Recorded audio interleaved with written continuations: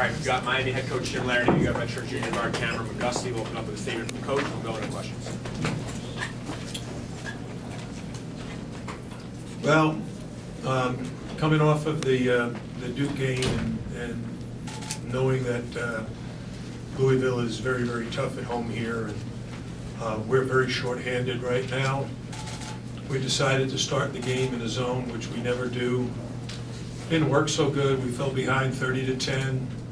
Made some adjustments, made some changes. Our guys started to really pull together and make some shots, make some good plays, make some good decisions. Got it back within 11, and then the second half, I thought we really played well for about 15 minutes, but Louisville stepped it up in that last 5 minutes. Ran a couple of flare screens to hit some threes, and that was the difference. Questions?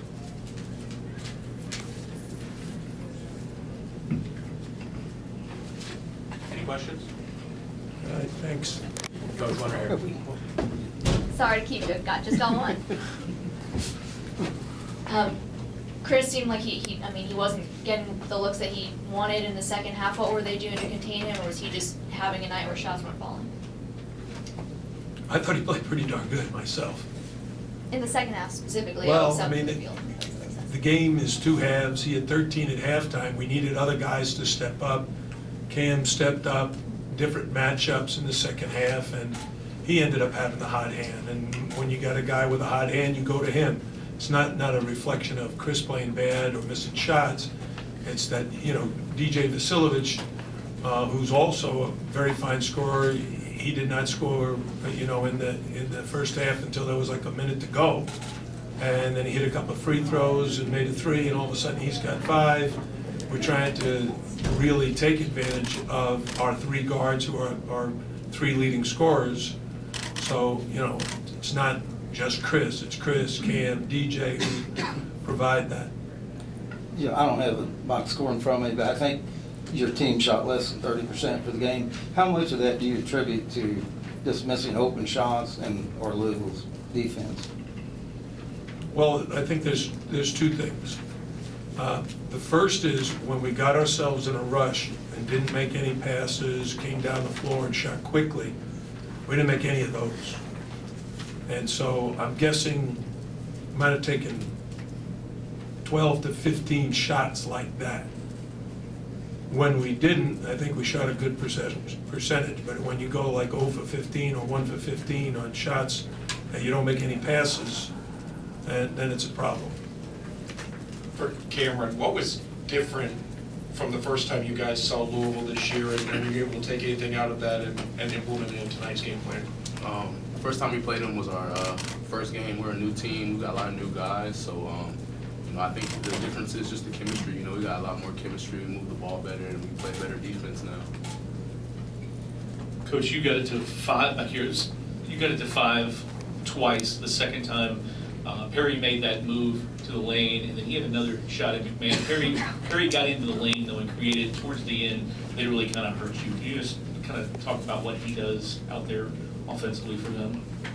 When you have a player like Wara who's gets a lot of attention, and then they basically went 4 round 1 to start the second half and just posted Enoch for, I don't know, he's a tough matchup for us. We ended up taking Rodney Miller out and putting Sam Wardenberg on him and then fronting him. And then as the game moves on, coaches are making, some adjustments. And what they did, I said earlier, they went to that flare screen, and Perry was able to find McMahon, and the next, either before that or right after that, he got the drive to the basket and made it with his left hand. So, he made some very good plays down the stretch. Jim, this was obviously a very different game from your Saturday game. Is Duke that much better than everybody else in this league? Well, the answer to that is really they were much better than us on Saturday. That doesn't have to do with how Louisville or Florida State or Virginia will play them. Everybody has their own style, and kids don't play the same way every night, and we have a very hard time defensively against everybody. and our players know it. Our defense and our rebounding have not been good this year, and Duke was able to take advantage of both categories. You had a chance to cut it to 2 very late, and you had 3 starters who played at least 37 minutes. Did you see fatigue become a factor in the last few minutes? I don't know, my coaches told me to take them out. I said no.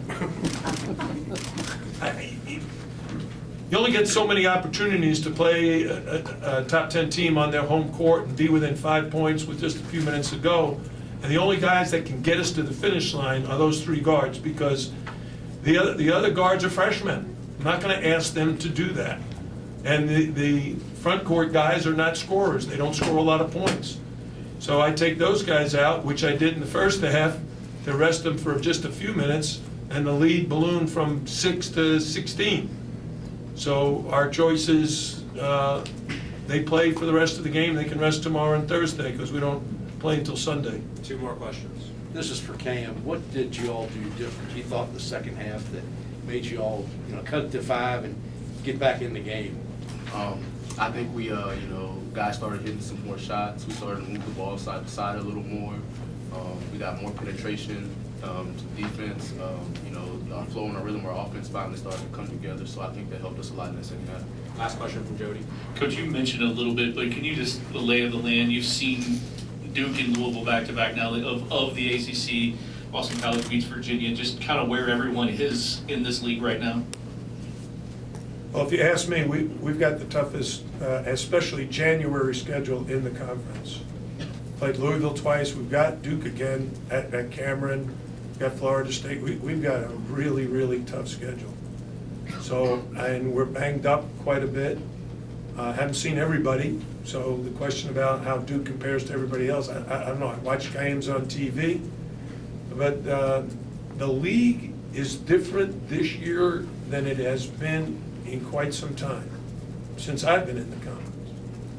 We had 13 all-conference players move on, graduate, go to the pros.